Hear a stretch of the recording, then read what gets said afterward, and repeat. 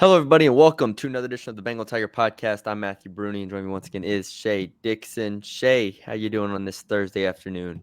Doing well. We haven't done a pod in a second, so Right. time to jump back on it. We need to do a recruiting one too, given mailbag is team stuff. But Yes. this will be I guess, our first post spring mailbag, which that means we get to get caught up on a number of things. Sometimes when we do mailbags every week, it's like 80% the same questions, just over and Yes. over. So this is This good. is We've had a break. exactly. This is good. Thank you to everybody who sent in questions. If you haven't already, subscribe to the Bengal Tiger On3, where obviously all the message boards, all the intel, all the recruiting stuff, especially over this summer. It will be heavy in the 2026 class for LSU football, as well as LSU basketball and everything you could want. And LSU baseball's number one in the country right now. We'll see if they can make a run to Omaha. I'm sure we're going to talk some portal, but they were red hot in it in basketball, women, men, football, obviously, from December into the second window and the spring portal transfers. And uh, Jarrett right now has been out on the road every day at high schools around Louisiana. So have the LSU coaches. So I've been dropping a lot of recruiting tidbits onto the board. So it's a good time to join onto the Bengal Tiger. And if you do, you can get in this thread right here and ask your questions in the mailbag pod that Matty B starts. And we'll answer them. J87 got the first question in, just barely beating Capital City and Michael Gary Scott, I should say. So I knew it would be at least one of a handful of people. Yes. J87 wins it, though. Ready to get rolling? Yep, let's do it. All right, he's got a two-parter. His first one, name one player on offense and defense that you want to see more of in fall camp before the season starts.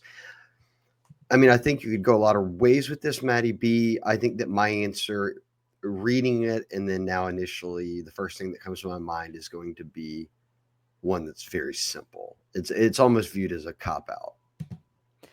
So is he saying so? One player you want to see more of in fall Oh wait, camp? actually, this is going to be tough. One of my choices is going to be a cop out choice. Okay, so I'm taking this as a player that I want to see more of in terms of like I want a closer look at them, I guess. Yeah, Okay. and maybe I'm cheating here more because more of would mean that I've seen some of them, and that is not the answer I would have. But I would say on defense, AJ Halsey, the Houston transfer, Yeah.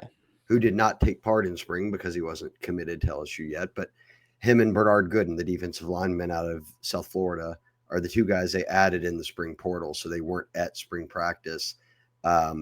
And maybe more so with Halsey, who you would think Matty B could be a starter. I want to see what he looks like out there in the Yeah. same way I wanted to see Cooley and Mansour Delane and all those guys who transferred in at DB in spring ball.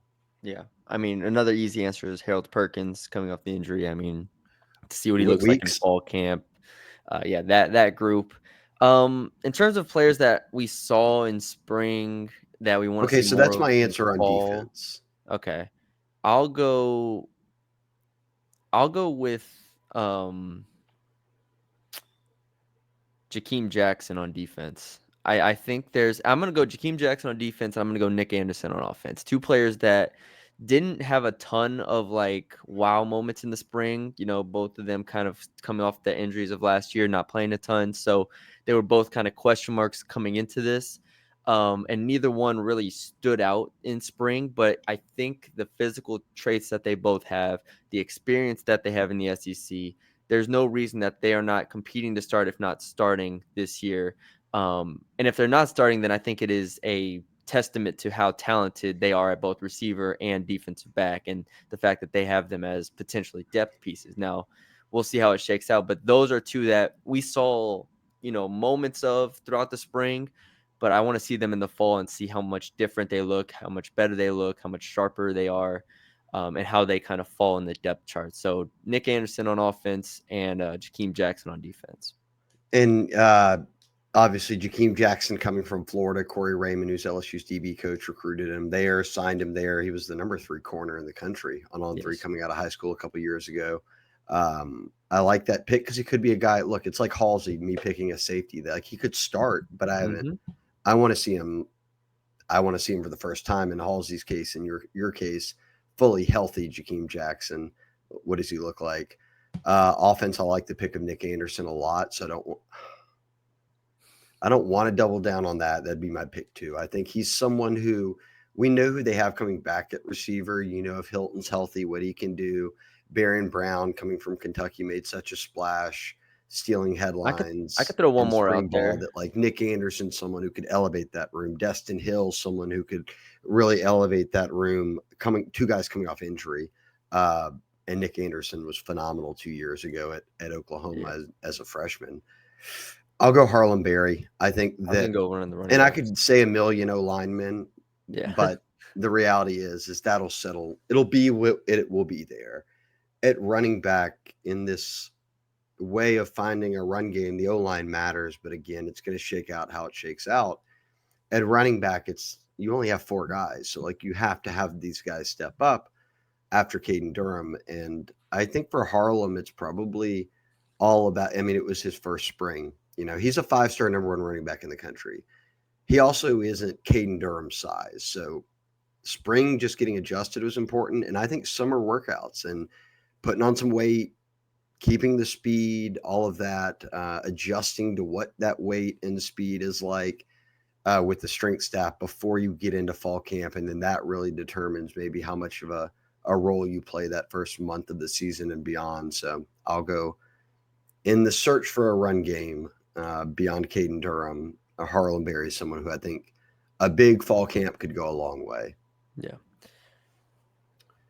Favorite right. guilty pleasure movie was his other question.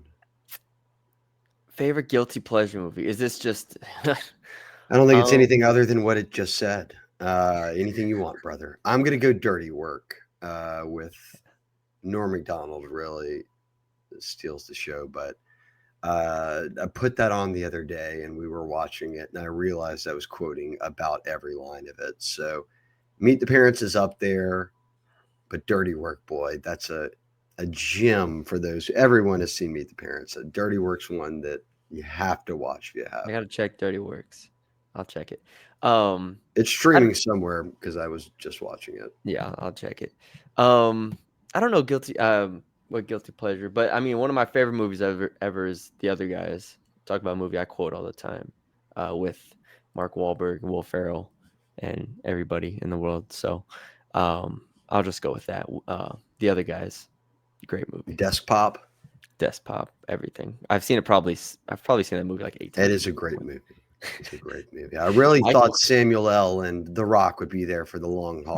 What great additions to the Michael cast. Keaton in it is tremendous. Don't go into Yeah, the that's TLCs. Oh, it's a great movie. That's a great pick. I'll let that one ride. tremendous movie. Capital City, and he's just hitting us with it.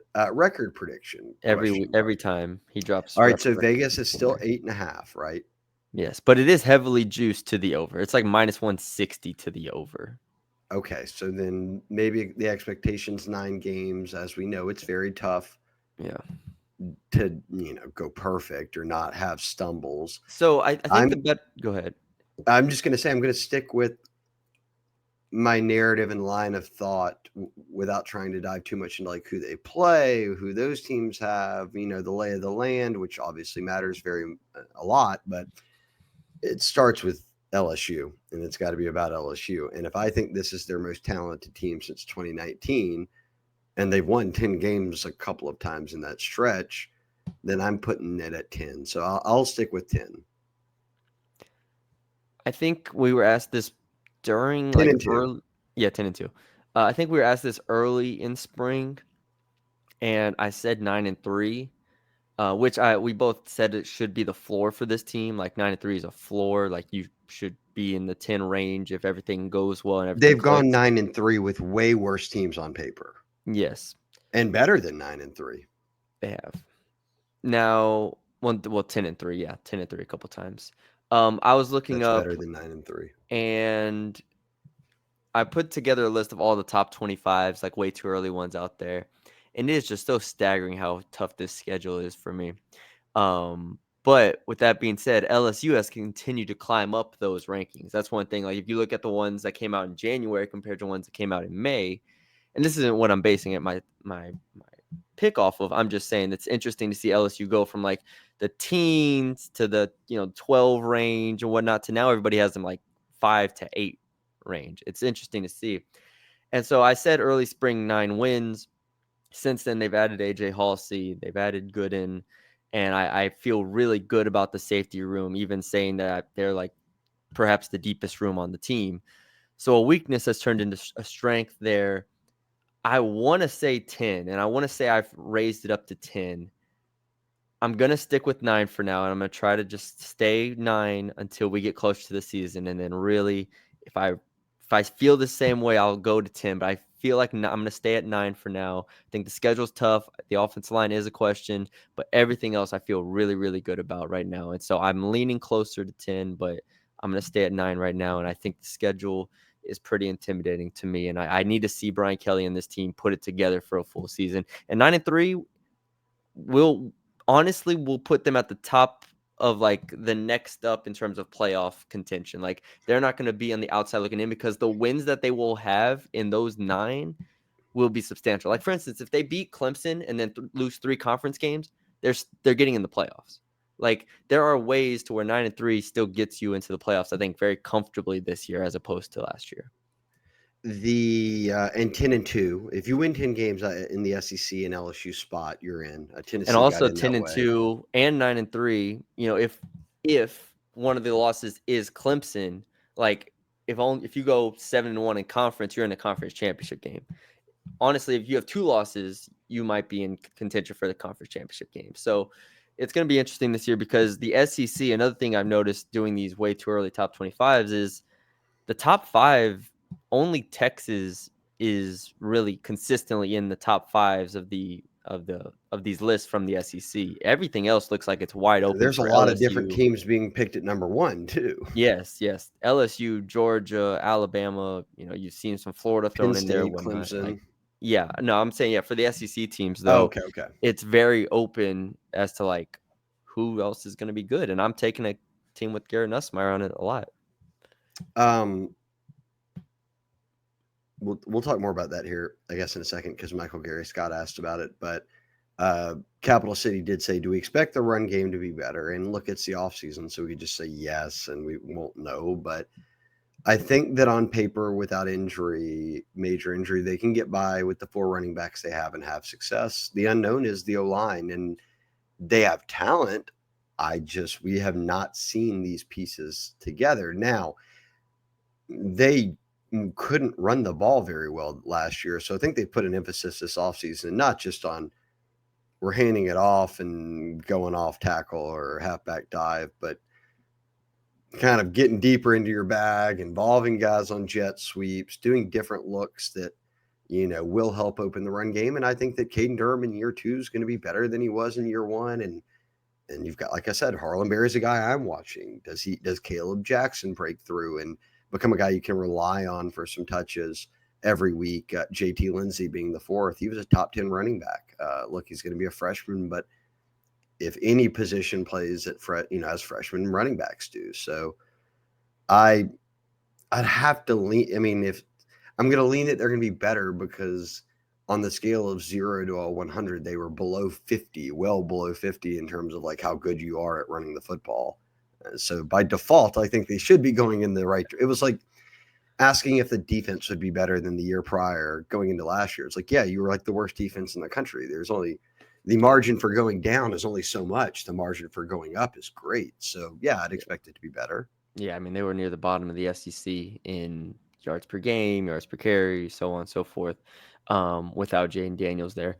I think I will lean yes, but it's not because of the offensive line. I'm still hesitant about that, but it is because I think Caden Durham with a full plate to eat will be better. And then also Alex Atkins. I think Alex Atkins single-handedly will give them whether it's more variety, whether it's more discipline, whatever it is. I think Alex Atkins will be a significant piece in getting this run game going. So I don't think they're going to shock everybody and be like one of the top 5 running games in the SEC, but I agree with you. They're not going to be wherever they were last year, 13, 14, 15. I think they should be around, top 10 range in terms of run games and that would be a huge boost to this offense. So if the offensive line can do anything, then I feel like they have enough weapons, and that's the same thing in the pass game, but especially in the run game. He also Michael Gary Scott asked which SEC teams we thought will make this 12-team playoff, and Matty B, you listed off some of them. Like, I guess, I don't know, every list you go to is going to be different, but Yeah. right now, teams like Texas, Texas and Georgia, Georgia. LSU, Bama, like they were all in ESPN's top 10, for instance, Yeah. that came out this week of the official preseason top 10. So beyond that, I'm scrolling down their list right now. South Carolina, obviously, Lenora Sellers being at quarterback is someone they feel like can carry them on offense. And then they still have Dylan Stewart at D end and a number of good players on defense, even with all the guys that got drafted. Let me keep scrolling. So now I'm into the 17, 18. Okay, Florida's 19. They've got Lagway at quarterback. Got a number of guys back on that team. Obviously, Lagway played when he was playing well. We saw it. He played well on one leg to beat LSU down in Gainesville a year ago. And I don't. A&M's at 23. I don't know. A&M, Ole If I Miss, love A&M. Oklahoma. Ole Miss I is don't. 24. Yeah, And OU's 25. Some lists have Tennessee and Auburn in the mix as well. So I think you get Texas should be a lock in theory. I think Georgia. If Arch plays well, Texas. Yeah, they should. They should be fine. Where and this is just to make the playoff. So they should make the playoff. Okay, how many made it a year ago? 4, because the 3 that missed it right on the outside, right? So last year Georgia made it. Texas Tennessee made it. So then Texas, Tennessee made it against Ohio State. Georgia. Bama was left out. I guess that was it. It was 3 or 4, right? Yeah, I think it's 3. Yeah, because they got left out. Yeah, Bama and Ole Miss did. Bama and Ole Miss got left out. Georgia got a bye, and then Tennessee got in as the 9. Texas is the 5. Yeah, because then a bunch of teams got left out. So yeah, I think 4 is reasonable. I don't know if this is every year. It looks like obviously the SEC has however many top 25 teams in it because they're extremely talented. But as the year goes on, there's disappointing teams, there's surprising teams, and so on. So I'll say this. I think it's fair to say like one of South Carolina or Florida should make it. Like if I'm saying one of them should make it. And then it wouldn't shock me if like maybe one of them could make it, I would say. If neither I don't know about Carolina, should. Like, I think the should would be the Georgia LSU group. Yeah. But, Bama. Texas will, LSU, Georgia, Bama, probably. If Ty Simpson is the quarterback, we'll have to see how, LSU's in a rare spot here, Matty B. That's why people are high on him. Like, what you have in Nussmeier, and he's one of the best quarterbacks out there. Like, people are high on Texas because they know Arch is setting up probably to be a pretty good quarterback and be able to deliver for him. We saw Gunnar Stockton come in for Georgia at the end of the year and play, well enough for you to be like, all right, let's not go transfer chasing and let's ride him. And we feel good about it. Bama, you don't know, I guess. We'll see who they name at quarterback, but that's the benefit LSU has here. They're the ones with the returning quarterback. Same for South Carolina. And we don't have to do in Florida. We don't have to spend long on this, but like if we were picking a surprise team from the SEC to make it, I would say like Auburn. I think has some ingredients to do it to where like this could be a year they beat Alabama. Like they have some talent now at receiver, Cam Coleman and so on. If Jackson Arnold at quarterback is can play the way he should have been playing as a 5-star player, like they have some talent this year, I think, to surprise people. So if we're going off the rails, Auburn would be a sleeper pick for me. Yeah, and if 3 made it in a year ago and you think that Tennessee may not make it again, then you've got an open spot there. If you think 4 teams make it, that's 2 open spots, and that's presuming Texas and Clemson or Texas and Georgia can, you know, win and make it through. Perhaps only one of them makes it, and there's I was 3 or so 2 open spots. So yeah. LSU's in a good position here, Yeah, I better was than so they've wrong been at any last point year. in the Kelly era. I was so wrong last year. At this time last year, I was like, "Oh, 5 SEC teams are making it." And they almost did, but they were Alabama and Ole Well, Miss you were can't have Boise State muck it up, yeah, or exactly. Alabama and Ole you Miss know, got left at right on SMU the and outside. Arizona, or excuse me, Indiana. I think in a It would normal help if year Notre Dame's not, ends up falling off and not being good. They're yeah, preseason top 10 team, so it's interesting. root Alright. for the powerhouses, I guess. No success for the others. He said favorite summer drink. It did. This doesn't have to be alcoholic. It's Coca. It's an ice cold Coca Cola, and Man, out of a Mexican Shay gets Coke those bottle Cokes. all day. Shay lives for to crack a Coke. And I'm not talking diet all the way. All the way, just full on everything. You feel it. Um, I mean, yeah, lemonade. I'll go lemonade. Give me a lemonade. Okay, we're simple, man. There, a Coke and some lemonade. It's probably not the answer everyone expected. That's all right. Debut 96. Who's the prospect most likely to commit next? I don't know if I'd put a name on it because we don't have anyone with a date coming up, but I bet that they'll pop a Louisiana player here soon. It just happens, over the next month. The coaches are out on the road, they do their evals, and now you shift to official visits. So I would bet if it's somebody in Louisiana as the next commit. And he asked about Bayou Traditions as the staple poster on the board. Could debut 1996 request someone to get on the pod and talk about Bayou Traditions, update all that. I do have something in the works that would touch on just that. So, yes, the answer is yes. That was the easiest question I'll get There you go. because I already had an answer. Cajun Tiger, who's more likely to win a natty first, I guess, or next? Well, yeah. Kim Mulkey or Brian Kelly, women's or football? Women's basketball. We did this question recently, but it They've included been baseball, which if he had included baseball, that could be the pick. yeah, that could be the pick. Um, I'll you're go. going women's? I think women's basketball because like they've been obviously in the Elite Eight the last 2 years. Won it 3 years ago. Um, at this point, I think their roster is you have Flau'jae and Michaela in their upperclassmen years, Full Wiley Jr. I think they have enough now to compete. And then obviously UConn loses Paige, USC loses Juju Watkins, who will be out for the year. South Carolina loses Full Wiley, who goes to South LSU. Carolina will be very good again, but I'm kind of like this year they're really good, but they're not unbeatable. I think there's a window here for women's basketball to be a Final Four team pretty comfortably, and then from there you kind of just see how it goes. And with the nature of women's basketball, the teams that are good, Yes, you have a feel for it. It's top kind heavy. of almost like they floored themselves at an Elite Eight, right? Yeah, Like anything that's beyond that would be failure of reaching normal, standards, or at least the path of how far you can get in the tourney. And we're sitting here debating, should LSU win 9 to 10 games? It gets them into a 12-team tournament. So by default, I guess you would say women are more yeah, likely.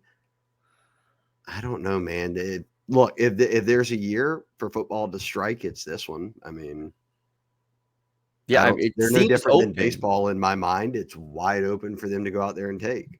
This seems like a wide open year. Well, last year, I mean, Ohio State was an eight seed in parentheses, quotations, and won it, even though they were by far the most expensive roster, the Yeah. most talented roster, so on And and they so were way forth. more talented. So Yeah, but this year, albeit we know Texas is spending a ton of money and whatnot, but like Penn State, Clemson, Oregon, like Ohio State lost a lot of guys. I mean, it feels open. It doesn't feel like, in years past, what was it? Georgia would go into those 2022, 2023 seasons and be like, all right, Georgia's just the best team. Like they're going to be the preseason favorites to win it, whatever. Before that, it was Alabama. Alabama's the preseason favorite. They're going to go win it. Right now, it's like, okay, I guess it's Penn State or Texas, but do we really think that those are juggernaut teams? No. So, it's a 12-team playoff now. I feel like now more than ever, it's going to continue to be like Ohio State teams that lose a game or two in the regular season, don't have a bye and just get hot at the right time and figure it out. So LSU has the talent. Can they get hot? Can they figure it out? That's going to be the question. Let me go back to this because I was just looking up a mock draft. He asked Cajun Tiger's second question was, who has the best chance to be a first round pick next year other than Nuss? And then he said, anyone, question mark. Again, with the transfers they brought in and then the guys who will be leaving the roster, they've got a chance to have multiple first round picks next year. Who do you think? Well, I think that linebacker is one that doesn't get, middle backers or That's edge tough. aren't, it's a tough position to get drafted high at, but a healthy Harold Perkins puts himself in that convo. Whit Weeks puts himself in that convo. I would say that on offense, I have no idea. What if one of these O linemen emerges? Josh Thompson, who transferred in from Northwestern, Braylon Moore from Virginia Tech plays center. That probably wouldn't be a high draft look. The other guys are all younger, but he'll put himself in a conversation if he plays as well as he has so far in his college career. And then I would I don't know what Patrick these Payton? DBs Patrick Payton, an edge rusher from Florida State that's at LSU. Mansour Delane, who's played 4 years of football now, and if he does it at a high level this year, what does that mean for him? Running backs are all too young to be the wide receiver room is probably the one that could go. Like Baron Brown was a top 100 player in high school, has been phenomenal at Kentucky, and is now in his 4th year, and it's going to be at LSU with Nuss. Does he end up skyrocketing into being that oh yeah, he's one of the 5 best receivers out there? Aaron Anderson, and you can keep going down this list of guys, Hiltons, Thomases that were on the team, or these guys that transferred in like a Baron Brown. Yeah, I did a story April 27th projecting LSU's potential 2026 draft class. Garrett Nussmeier, clearly, I had him top 10. The next highest one, so the next one that I think has the best chance of being a first-round pick is Harold Perkins, and that is obviously just because he is a freak athlete. Yeah. And if he's healthy again. Honestly, he doesn't even have to have a super year. He doesn't have to be the best linebacker in the country because he's going to test so damn well. Well, and everyone will just buy into the upside. If he's healthy, he's a freak. That's what I'm saying. It's going to be like some coach is going to see him, some scout's going to see him and be like, imagine what we can do with this guy. So potentially do. I wrote him down as a round 2 guy just to be conservative there. Okay. Patrick Payton and Baron Brown were the next up. Both of them, I was round 2, round 3. I think I'm very high on Baron Brown personally. I was asked earlier if he could be the leading receiver on the team, and I said yes. I think there's a chance that he could get to that level, and he has the speed that the NFL wants. So in theory, I could see him. Patrick Payton 2 years ago was getting first round buzz of the 2025 draft. Obviously, last year didn't have the year we wanted. So those are the 4 that I was if everything goes well, they could be in that conversation there. After that, I wrote Hilton, Josh Thompson, Mansour Delane were the next 3. Now, so Weeks, who's our consensus opinion then on who? Because the question is after Nuss, who's most likely? So it's Perkins, right? I'm going to go Perkins just because of the physical traits. I think he has the best chance. 5-star coming out of high school, number 1 player, phenomenal freshman year, even though he got hurt. And even the 2 years he Well, played, his second year, when people were he was down playing a new position, his stats were exactly the same. Yeah, his stats are going to be really good. And so even if it doesn't feel super wow, this guy is, a first round pick or whatever, he's going to have good stats and he's going to have really, really good measurables. And he's back at playing star, where somebody will take a NFL loves edge rushers and stand up edge, guys who can get into the backfield. So yeah. Someone will take a chance on him, I think. No doubt. Whether that's round 1 or not, I don't know, but he has the best chance. We're going to agree then that Perkins would have the next best shot. Jay Reyes, 1650. Maddie B and Shay, always a pleasure. Thank you, my friend, for always being around the site, posting all of that. Doesn't go unnoticed, any of you guys. He says, what do you think our toughest game is this season? He says his opinion is going to be week 1 Clemson. And he thinks the biggest hurdle will be the offensive line being new against their defensive front, which isn't new and is pretty elite. So he did ask, look, how do you think the O-line will transition from that like run of 3 straight years, Matty B, of having the 4 of the 5 exact same starters to now having potentially new starters at all 5 positions? And then, these blue chip players, as you mentioned, they've got 5 stars that are moving into roles that are starting, like Weston Davis at right tackle, top 100 guys like Tyree Adams at left tackle, who sort of waited their turn right behind Will Campbell. They brought in transfers with tons of experience in Thompson and Braylon Moore. And then you've got DJ Chester. Look, he was a top 100 player. A number of these guys were. Cohen Eccles, top 100 player. How do they all handle it? It kind of just goes into the bigger question, Matty B, of how does the O-line shake out? It does have depth, but who does Brad Davis trust, and what do they look like? And I feel like out of all positions, it's one where you just don't know until you see it, right? And I think he brings up a good point. It reminds me of, funny enough, Patrick Payton, who's now on LSU's team that you just tried to put up maybe the second best chance to be drafted after Nuss. Reminds me of that year when they were playing Florida State when Will Campbell and Emory Jones were true freshmen. And it was like Jared Verse, Patrick Payton, all these different guys, whoever it was that year, not the 2022. second year, 2022. Yeah. But they had just had a massive haul out of the portal too, and they were vets on Florida State's D-line. And even Will Campbell was like, boy, that was a week 1 culture shock for me. And I know that and so I think the only sacks he gave up over time were to Jared Verse and Will Anderson, and both of them are pretty damn good. So all of that to say, who do you think the toughest game is? I don't think you have to go beyond that. Clemson is a top 10 team. You haven't won a week 1 game in forever. You're having to go to the other Death Valley to do this. Dabo's a great coach. They've got a really good roster.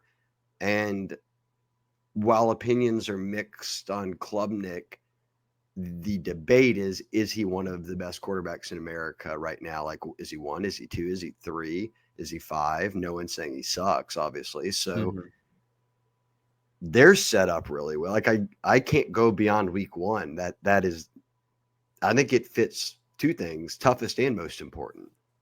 Yes. That's the clear number 1 to me. He segued it well in terms of saying, like, is the offense line going to be ready for them?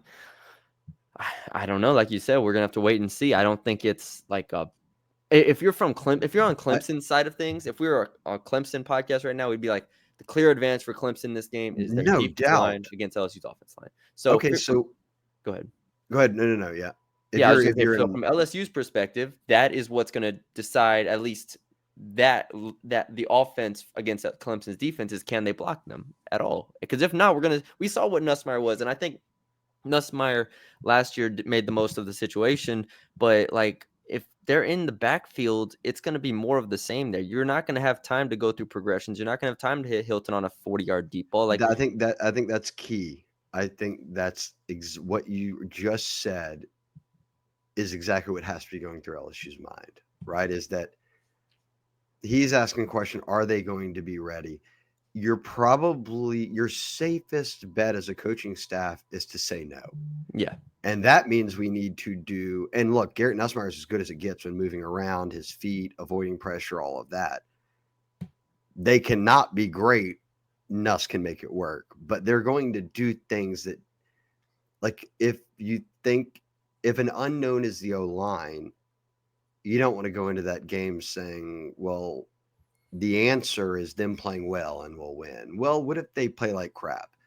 Prepare for that. So I think that the playbook will prepare itself for, we have some unknowns here. Let's not put the pressure onto them. And I think it's a good thing that they know this 5 months out, that this is the question mark going into this game. It's not like a 1 week preparation of like, oh, we have Alabama next week, we got to prepare for this. We have 5 months. Yeah. We know Clemson's strength is D-line. We know our weakness is O-line. What do we need to do schematically? And it may not be a weakness. It's an unknown. It's an unknown. What do we need to do in case we need to add more blockers, in case we need to roll protections, so on and so forth. So that is the benefit of having a game 1 in terms of that. you can prepare for what you know their strength is. And Clemson does not add a bunch of transfers, right? They added 3 this past year. So watching film from last year what you're getting from Clemson this year. Now it's just about, can you stop them? Yeah. It's Oh gonna be God, very it's going to be such a good game. interesting. And they are very good on D, and obviously have a good quarterback. So both teams are going to be in similar spots going into the season, being hyped up as playoff teams with really talented rosters. So that'll be an exciting one. And week 1, time to get a week 1 win, Matty B. So there Yes, is it no is. doubt that's the answer. CD 104 said, "Who are your starting boundary corners for week?" I think he meant week 1. Week 1. He said it seems Virginia Tech transfer Mansour Delane, who had we've gone over his accolades, but he's a 3-year starter. He's played like 5 million snaps. He's so experienced. He says, it feels to me like he might be the only sure starter. 5-star DJ Pickett, who they just signed, #1 corner in America. He said, Jakeem Jackson, who you picked as the guy you want to see more of in fall camp as a potential starter. And then he mentions Ashton Stamps here, one of a handful of younger guys that are still developing under Corey Raymond. He says those guys kind of battling for the second spot. I would say throw PJ Woodland in there. They're very high on PJ Woodland right now. Michael Turner's the other that's kind of come along now that he's transitioned 1 year in the program from being a John Curtis receiver and that veered to playing DB. But I think I'll go back to the start of this. I actually think, and I've said this a million times, I think DJ Pickett is a starter day 1. So I think my day 1 starters, I'm actually more convinced Pickett, if you want, and I don't think I Corey agree. does the whole boundary field thing, but if we're just picking like who's like manning up on the outside type thing, that Pickett is your #1 guy. I That agree. because I think Delane, in a good way, Mansour could be the guy who's covering in the slot or doing that. Like he's got real versatility to where Jackson is like Pickett. He's a guy that you would say we are going to play him at corner. He's going to man up on, their #2 guy. Yeah, I think Pickett is going to start, and I think Delane is going to start. I'm just interested in how they use Delane because I just can't get that quote out of my head. Like, I'm there at player availability in the spring, and he's like, "Yeah, I was talking to Coach Raymond, and they want to continue to work me at some other spots, like safety, and so on and so And, forth." And so I understand like the talent at corner is there, but he is so, and you've said it 1,000 times, like he would be their best safety, best nickel, best star, whatever it is. So I'm and interested. yeah, we have to continue to preface this by saying that we're not doing the like, oh, you moved Toviano and them from Yes, safety to corner and it stunted their development because you just needed guys. And I think they have enough talent now. It's just that Mansour is so experienced that you want to get your best 5 on the field or 4 on the field. yeah, And he can do that kind of anywhere for you. So I just don't think we know the answer there yet. And it yeah, could very well be that him and Pickett are the starters at corner. yeah. So like if I'm penciling it in, I'm putting Delane Pickett at corners to start Yes.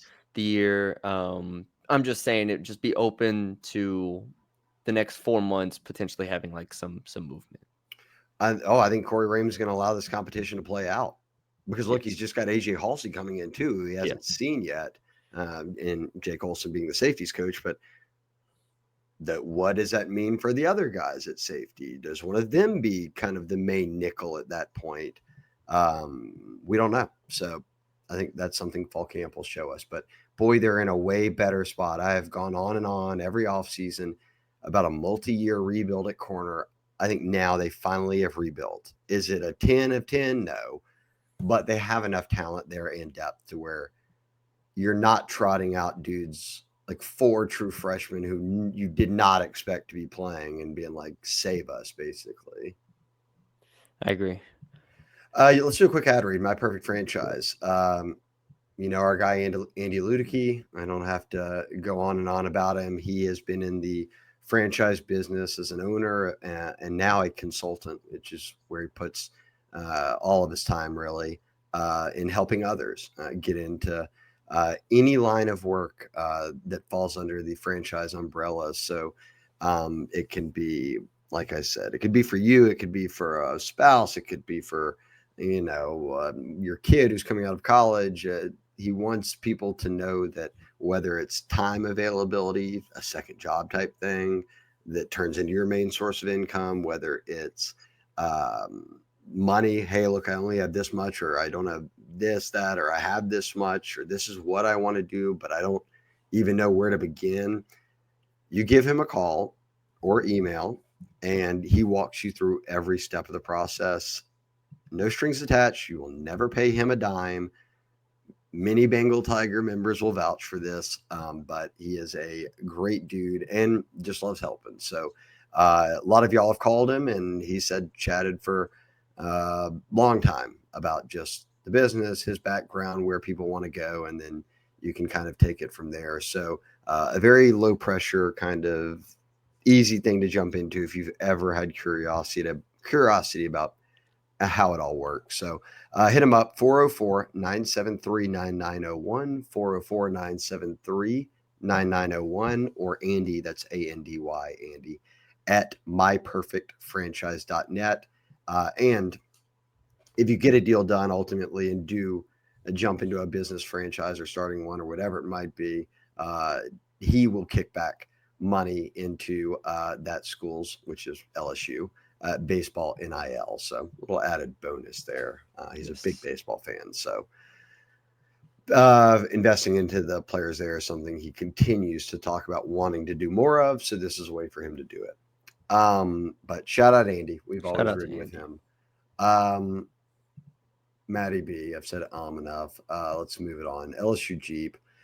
Influx of transfers into the program this offseason. Do you all ever hear about players think of and compare how LSU runs their program offseason, spring ball, day to day compared to where they came from? And does LSU take insights from what those guys have? I think, yeah, you're always developing. I think that a lot of what LSU does is all of these coaches are friends out there. So they swap how they do things. They go to coaches conventions in the summers, they meet up, and or you go to a pro team and you watch what they do. They have a lot of programs like that. So I think you're always pulling from everywhere. But Matty B, I'll let you take that because you just mentioned sitting through a lot of player interviews this year and pretty much every transfer talked. Is that a theme you pick up on? That it's not the adjustment. Not at this point. I feel like in the spring, a lot of it's just kind of trying to figure it out. I think in the fall, we've heard of them like over the years, kind of what the difference is and what they think about LSU's structure and Brian Kelly and so on and so forth. I didn't hear too much of it like from Pyburn or Peyton or anything like that. No, when you're like last year, JVR Suggs is coming from Grand Valley State. He could probably talk all day about how much different it is. What did they sign? 18 guys? Like 15 of them are from like SEC or Big 12 schools that are Oklahoma and Florida and Virginia Tech, even into the ACC. Like those schools are putting in the same amount of focus and money type. I was gonna say it's not LSU does. I like what you said about like coaches get their ideas from other coaches a lot more than they do from other like players and so forth. So like they know people and they've been running things. And Brian Kelly of all people knows how to run things of in terms of practices and whatnot. So no, I haven't heard that much of it recently. I mean, it's LSU is one of the best run programs in the country. Just like Pyburn comes from Florida, just like Peyton from Florida State, Butler from Notre Dame, Mitchell from Texas, Sharp from Oklahoma. I mean, these are all just like really high level program transfers going to LSU, so they know how to run things.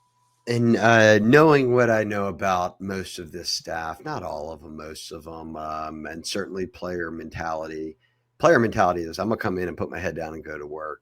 Yeah. I'm not going to be like, yo, coach, pause real quick on this, film study.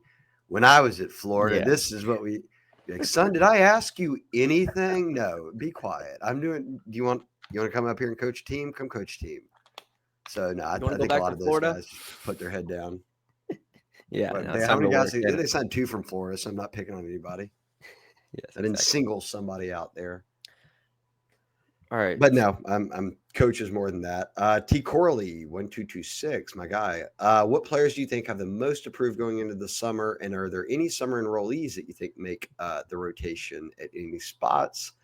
Players you think are the most approved going into the summer. Most I would say the players with the most approved are probably summer enrollees and then the two transfers in spring, guys who did not get to take part in spring ball.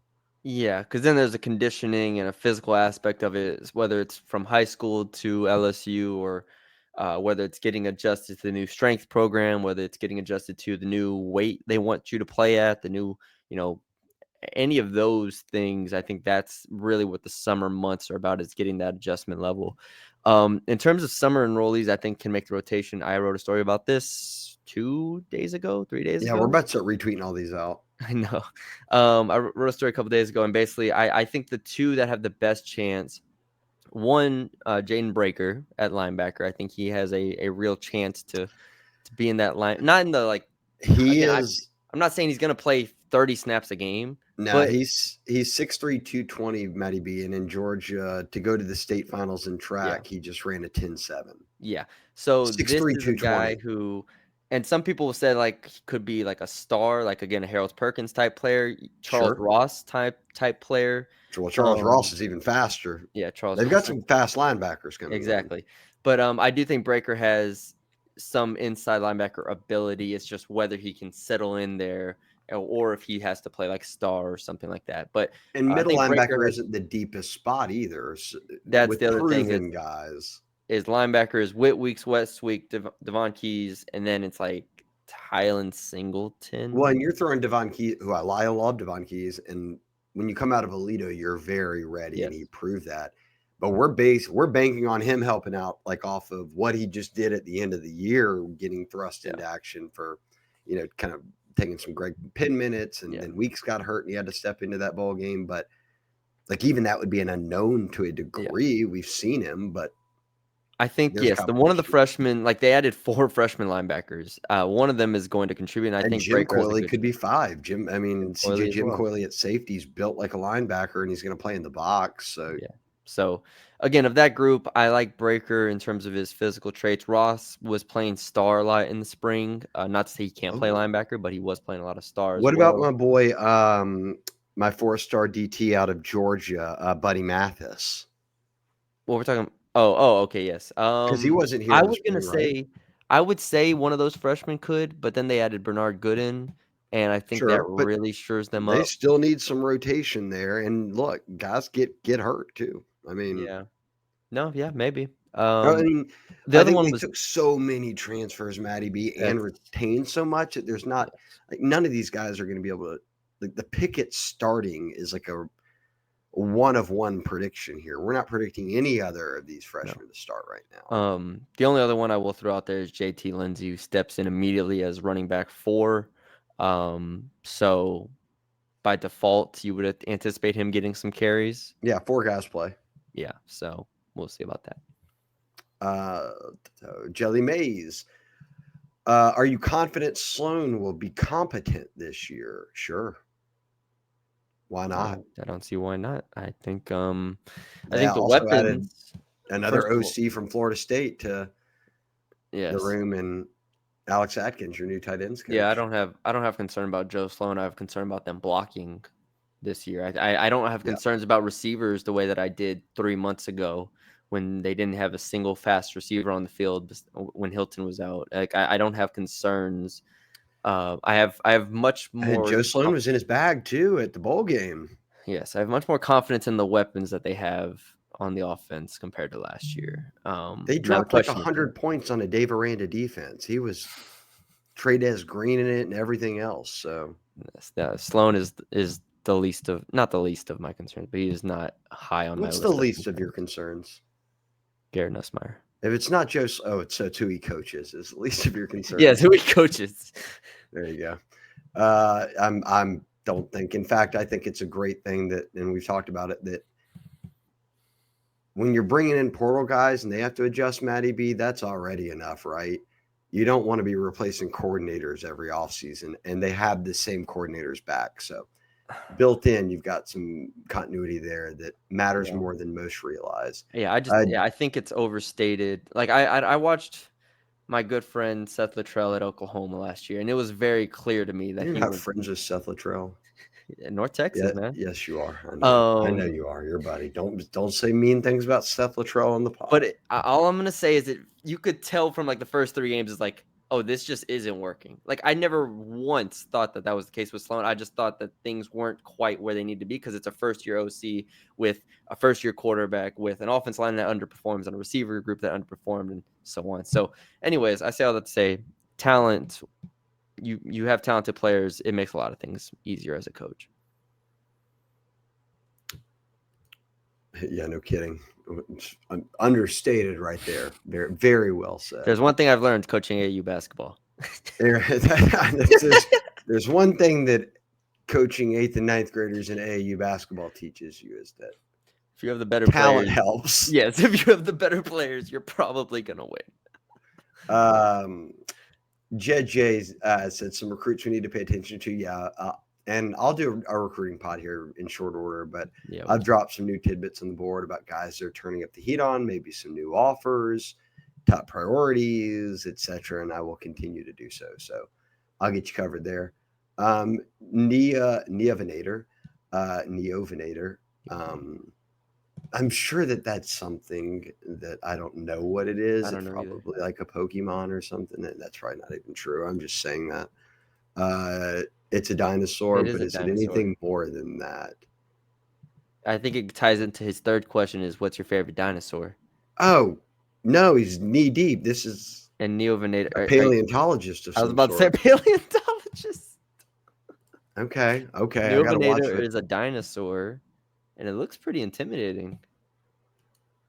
Huh. I mean, it's like a raptor. Yeah. But now we're off topic. I'm on Google looking up Neovinator. Well, yeah. Yeah, it looks very raptor-like. No, I was wrong. There's no Pokemon that's a Neovinator. It's just a dinosaur. I don't know what his signature pick is. That's why I guess. It's not the biggest dinosaur. Okay. Where does LSU rank? Yes, Offense. Where does LSU rank in terms of rushing offense in the SEC this year? Okay, so let's perspective this real quick. Unless you know it off the top of your head. I thought they were like in yards per carry, yards per game. I thought what do you they want were me to do? Yards per carry or game? You can do game.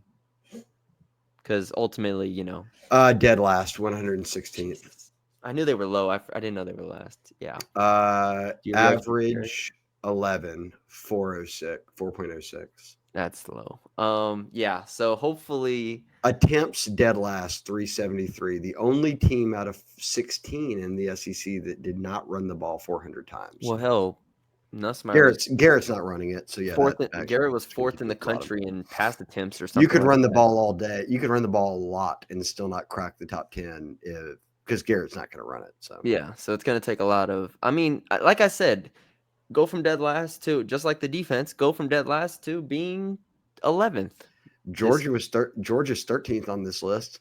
Just because the quarterback just doesn't run it doesn't mean they weren't good. They went to the playoffs. Exactly. So you can have balance and not have like an overwhelming amount of rushing yards because Lenora Sellers, DJ Lagway, like Marcel Reed, like these quarterbacks are just going to run for however many. Jackson Arnold, they're just going to run for 70 yards a game.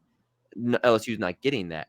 You can run still for significantly more yards than what they did, but you're not, I don't think, ever going to break into the top 6 or 7 because Nussmeier's not running for those 60 yards a game like other quarterbacks are. No, but they'll be better. Again, I'll go back to my earlier question. It's like that defense. You're right. It's like they finished 16 out of 16, so I would hope that it gets better. Yes. You can only go up from here. Yes. So I will lean that way. And actually, let me go back. I've lost my thread now because I was searching. Second question is how does our pass rush fare this year? I think it's going to be very good. The X factor, as always, is Harold Perkins. Like I think Patrick Payton slides perfectly into that Braden Swinson role. I think yes. Gabe Relaford or Butler or Pyburn, slide pretty well into that other spot in terms of the other Savion Jones like those type players. Defensive tackle, they'll be fine. Fine. I mean, in terms of pass rushing, specifically. Oh yeah, pass rushing. Just pass rushing. Okay. I think like I'm not expecting them to go out. The defense tackles to go out and have look however many sacks. South Florida, Bernard Gooden was a tackle for loss machine a year 10 and a ago. It's half much tackles. different competition, but he's got burst. He can get So upfield. I say all that to say, again, Harold Perkins will decide how elite the pass rush is. If he ends the year with 12 sacks and you already have Rutherford, Peyton, and so on, like getting their own share, then yeah, this is going to be one of the top pass rushing defense in the country. If not, then you will have to see Blake Baker get a lot more creative with the pass rush, which they can still be productive. They just might have to take a little bit more risks to get those sacks and get those tackles for loss, which we know he's going to be aggressive, but there is something to being able to get home with 4 or 5 and not have to bring 6 or 7. So I think it's a very good pass rushing unit. A lot hinges on Harold Perkins to me. Okay, I agree with that. I don't think they have any mass. Dom McKinley could get you some pass rush on the interior, so Yeah. I do think that it'll be good enough. And we know that as a DC, Blake Baker, if he has the DBs to do it and hold it down, he'll bring his linebackers. He'll bring, you've got talent obviously at edge and all that. So with Weeks getting into the backfield, that kind of stuff is counts here. So I think that they're in a good spot. If everyone's healthy, which you hope they are, Perkins and Weeks, that they'll be pretty good because when your linebackers and edge, star can get to the backfield like they can in a hurry, it makes it way easier for the DNs and D line. So I think they'll be good. Favorite dinosaur? Did you think of one or find one? Yeah, I think, and this is from watching Jurassic Park for however many times. Velociraptors are clearly my number one here. Just smart, quick, deadly, all of it. Give me Velociraptors. Hunting packs. Incredible creatures. Are you thinking or are you frozen? You're not frozen. I'm thinking. I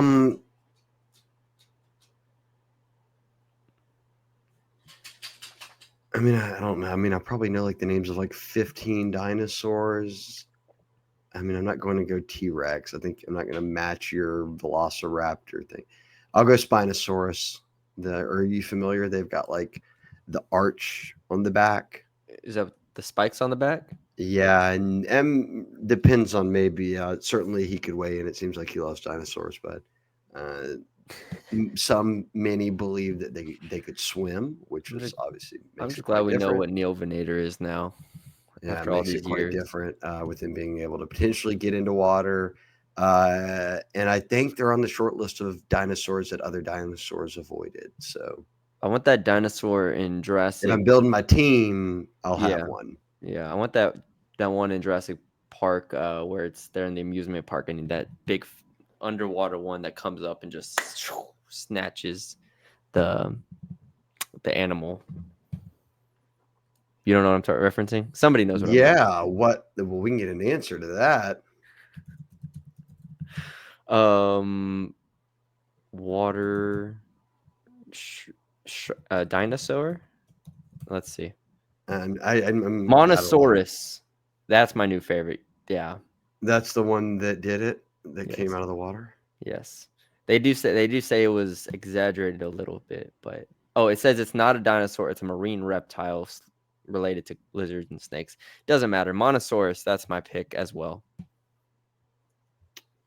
I just got deep into Spinosaurus, and now it seems that literature's come out that they actually were not 56 suited for feet water. tall, carnivore, 10 tons weight. Okay. That's a D tackle. Okay, Hokamojo. Thank you, Neovenator, for that little bit of lesson we got there. We can go over an hour just off dinosaurs. Hoko, my guy. What position group on this upcoming team is more of a concern than most realize? Is safety or DT? Because I think that's the two in the portal in the spring that they went after. So like they knew what the entire team had, and they said those two need impact players that they brought in. So I'm gonna base my answer off the move they made after watching the team all spring. I think that's a good pick. Like D tackle. I'll go safety. Guillory. And I don't know if A concern, they're not synonyms, but unknown to me So the is thing is, the more of difference it. for DT for me and why I would go like defense tackle, like there's a world in which D tackle doesn't live up to like the expectations. I think McKinley and Bro can get better, but what if they just kind of are good players that aren't great, whatnot. Guillory coming off injury, Good and Mitchell, I think are fine players, but like, can they really be like high level contributors? I don't know. So there's a lot of pressure to me on McKinley and Bro being like really reliable for long stretches. And again, I think they're good, but could they be maybe pushed around at times? Maybe like that's probably defensive tackle is maybe one that is more of a concern for me than I'm looking into. Just like you said, I don't know enough if Yeah. McKinley and Bro are like going to be like, are they going to be all SEC D tackles next year? Probably not. Like, but how high is their ceiling? I don't know. If the position is not good, which one's more of a liability relative to you losing football games?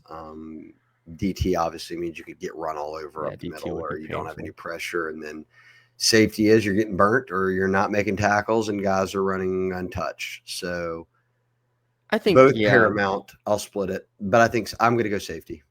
I think unknown is the answer I have more than because yeah. I think they've added some good players. 'Cause transfers can be hit or miss, as we know. No Even doubt. even the best ones that we think are like that were ranked And these very, are very transfers highly. not from the SEC. So you're going to Yes, make a jump and play here, no matter where you're yes, coming from. yes. Then he said, "What is the pleasant surprise position group?" He said, "On the football team is a pleasant surprise." So I take that to mean currently post spring and not will be like predicting. For me, it's tight end. When you lose Mason Taylor, who has Yeah, more catches and yards than in a season than or what career season yeah. career than anyone in program history, you're taking a drop off. But then you saw what Trades Green did in the bowl game. Total mismatch, nightmare. Joe Sloan used him. He scored twice. They went out and got Bauer Sharp from Oklahoma. And after seeing him in spring, hearing his teammates talk about him, hearing the coaches talk about him, hearing sources talk about him, now I'm like, oh, whoa, a position I thought Nuss loves the tight end. So it's like, will they use Trades Green? Well, we got that answer in the bowl game. Will they get anybody that actually can help bridge that gap that Mason Taylor had as an inline guy, a pass catcher? And it seems Bauer Sharp will do that. So I'm pleasantly surprised post spring with tight ends. I think that's the right answer. Yeah, that's the right answer. I'll throw out like I'll just go corner just to I think Pickett is ready to go, and from there they'll figure the rest out. And yeah, All right, only two more here. Jay Villars, offense defense, national rankings prediction by the end of 2025. So what are there, 130 something teams? 135, I think now. I'll pull up where they finished last year because we had to play this game last year, and we Top. actually got close. We could probably go pull it, and it was within 10. Yeah, Um, I was too high on the offense. wait, I told you that. I said there isn't anything wrong with being 18, 19, I'm 20. I don't sorry know I where didn't they know the finished. offensive line with 4 NFL draft picks would end up Okay, what do we want to go falling by? over Yards per itself. game or points? Like what matters more? Um, Let's start with offense. You want to go yard yards of play, yards game, yards per total game is yard? fine, I think. Where did Okay. LSU they're like 20 25. something, right? Yeah, 25. 25. They finished like around the 20s in most of the categories. Um, I don't care. I'm just gonna keep rolling it. I think there should be top 10 in offense this year.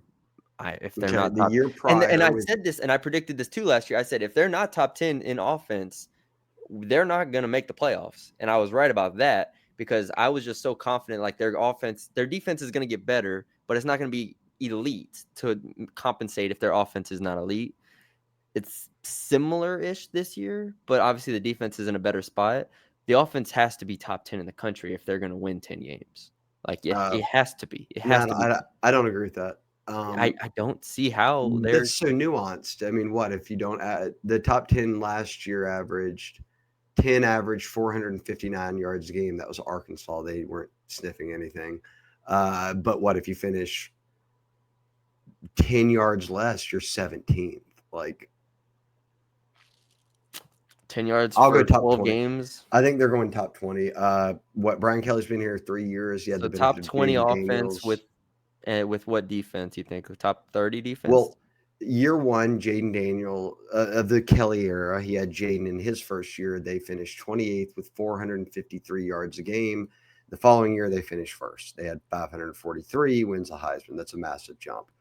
Last year, they finished with 430 yards a game, but it was Nuss's first season, so I would expect a jump. First season as a starter, so I'd expect a jump. Can they go from 430 to 10 more yards, put you in the top 20? So, yes, I'll say top 20, if not top 15, which would be about 15 more yards, 20 more yards a game than you averaged this past year. If you can run the football, they're hitting 20 more yards a game every week. Yeah, so they should be top 10 in the country. Okay. I'm just being safe. I'm not, dude. If they don't get a top 10 offense this year, with What are you how going to much, do? oh my god, they're Oh, he's not. going to melt. He's going to melt. I'm gonna melt if their offense is not top 10 in the country with one of the best quarterbacks in the country and all these receivers, then I will panic. I'll panic. I'll panic.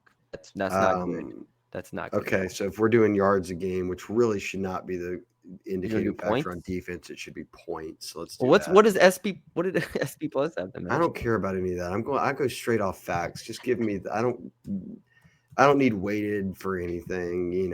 Competition. None of that. I can dig through that in my mind.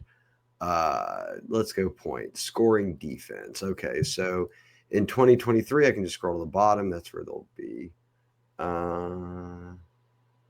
They were 81st 2 years ago. They gave up 28 points a game. Their yards per game will be a lot worse, obviously. Yeah. But last year, Blake Baker shows up and they give up 24 yards a game. So you shave off 4 yards, that put you in the top 60. And that's what we said last year. Like they were ranked 130 and we're cut that in half. They did across the board. So 24 and a half points per game. Matty B put them in the top 60, allowing that. And then I'll give you the yards. In total defense, just yards per game. 2 years ago, they were the 108 nationally. So they gave up 416 yards a game. Blake Baker shows up. And actually, with losing a lot of guys to the draft and then playing a lot of the same guys that played the year prior, they end up giving up 364 yards a game. That was good for 61. So, as we said, they got it to 60. So, where do they go from here? Being a top 20 overall offense, if you're going yards per game, you would have to average or hold teams to 320 yards or fewer. As I just said, they were allowing 364 a year ago. That's a big jump. It's 44 yards a game. Yeah. I'd say. And what number was that you said? To get into the 61. what? Yeah, but That'd be to get into the top 20. Yeesh. You would need to hold teams to under I think 320 and under. Well, I already said the offense will be top 10. So I mean, if they can get the defense top 40 and at that number and points per game, then I think we're Only talking about Texas, Tennessee, Ole Miss. Oh, now I'm saying only shit. There's a lot of them. South Carolina, Missouri, Oklahoma, and then Bama was 21. So actually, a lot of SEC teams, half of them, were able to hold teams to 320 or fewer.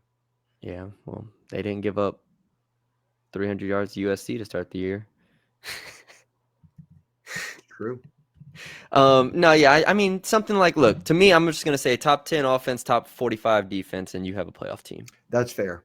I'll go top 15 offense, top 40 defense. Okay. It's a jump of about 25 yards a game. If you can shave that off, which they did more than that a year ago. So this is a talented team if they put it together. So yeah, I'm going to go top 15 on offense, top 40 D. That can get you 10 wins. Yeah. All right, let's wrap. I think we have one more.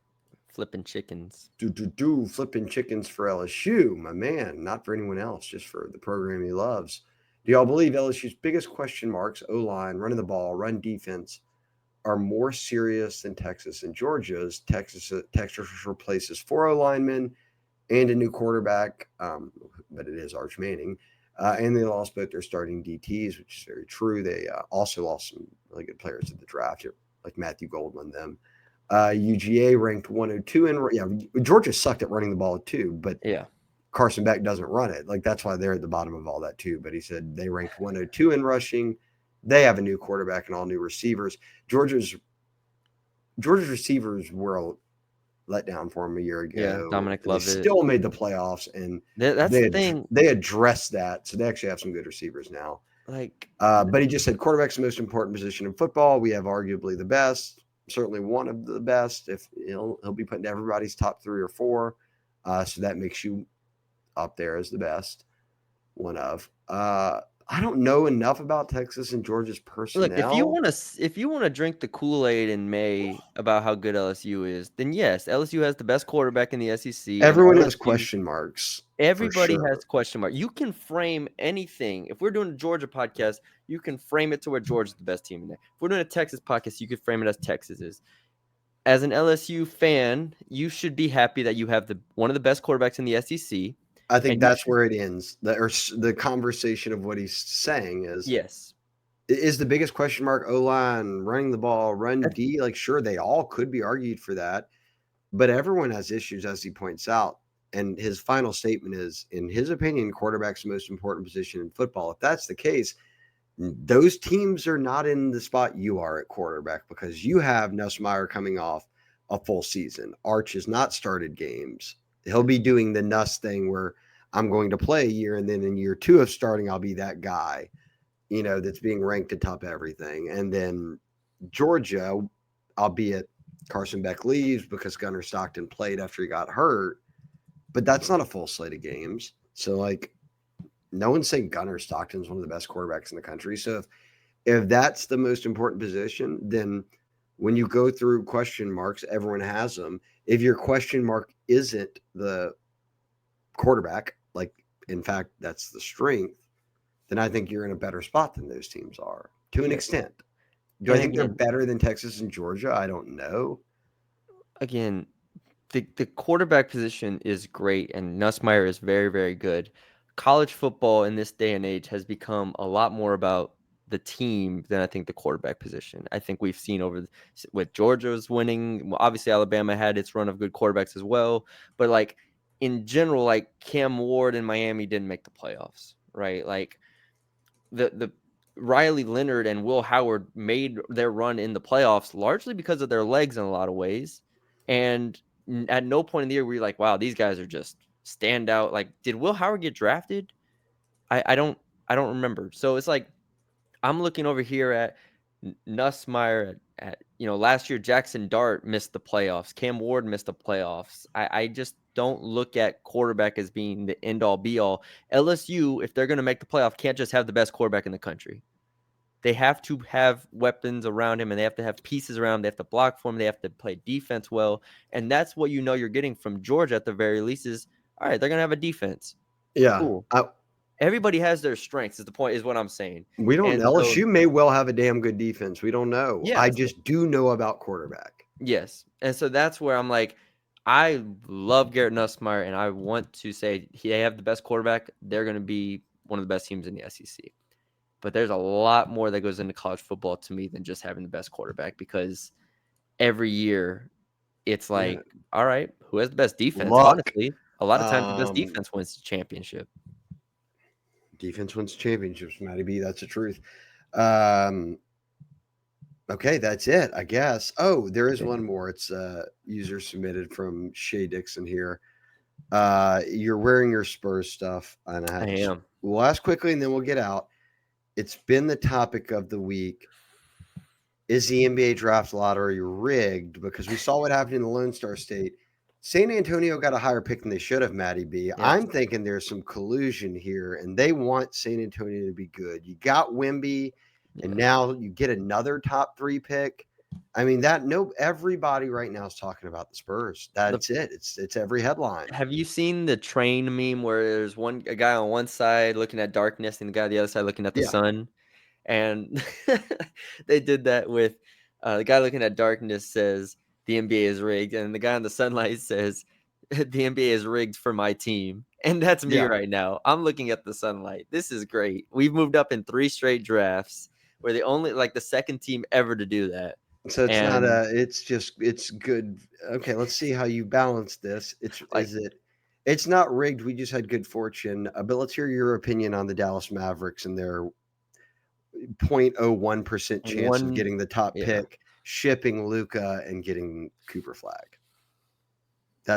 You're good with it? Ridiculous. I don't like it because it's Dallas, No, and no, I no. I feel just say bad. you believe it. It's the luck of the draw. Oh, I mean, I believe it. I believe it. I Okay, believe it all right. No for sure. conspiracy here. For sure. I've never been a Because if conspiracy you theorist. didn't, then we would have to question your Spurs, who are doing the exact same See, thing. but yes, that even if it was rigged, I wouldn't be complaining here because I'm the Spurs and No, I it's rigged for you. have moved up. It's rigged for me, so I'm not complaining. But Pop retires, they give you a great pick. I love it. I love it here. I love it here. So sorry, Pels fans listening to this. Y'all stay at Yeah, I know 7. that sucks. Obviously, we're just going to skip that part. All right, let's get out of here. All right. Longest mailbag pod in quite some time. So hope everybody enjoys it. Hope everybody has a great weekend. Subscribe to the Bengal Tiger On3 if you haven't already. We got coverage of everything. Even Throughout the dinosaur weekend. talk on there Man, now, man. We're we've going to be talked about heavy in it. everything under the sun on here. So leave us a like, comment, share, subscribe if you have not already. Thank you all for joining us, and we will talk to y'all later.